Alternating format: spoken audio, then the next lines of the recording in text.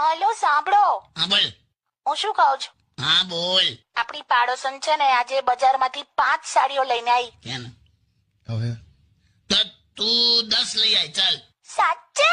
હા એટલે સાંભળી રાખું, ઓ 10 લઈ આવી પણ એક ખરીદતી નહીં. એટલે બધાને બતાવીને પાછી દુકાન વાળાને આપી દેજે. ને સાડીની દુકાન વાળો આપણો ભાઈબંધ છે એટલે આ રીતે એક દિવસ સાડીઓ ઘેર લાવવા દેશે. વાહ કાકા, એટલે બહુ કઈ વાંધો નહીં આવે. એટલે તારું કામ થઈ જાય ને મારું કામ થઈ જાય. સારું એવું કરીશ. સાંભળો પણ હું શું કહું છું, હા એક સાડી તો લેવા દો. મને વાંધો નહીં, પણ પછી તું 10 કલાકે ઘેર આવીશ. શું 10 કલાકે? તારી ટેવ છે. તું શું કરે, 25 સાડીઓ જુએ પછી સાઈડ પર કઢાવે, હા તો એમાંથી 10 અલગ કરે, પાછી હો એમાંથી પછી 5 અને છેલ્લે 1 પસંદ કરે. તો તો તારી પાછળ પેલા દુકાન વાળાનો આખો દિવસ જતો રહે ને યાર. તો શું પણ લે તો આ શું, તો પછી હું જવાબ આલું? બધાનું આવું જ હોય.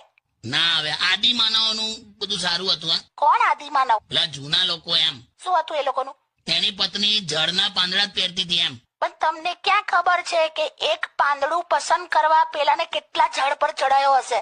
હે? વાત તો સાચી છે. હા ખબર પડી? અને હું ગુચવાયો આ વખતે.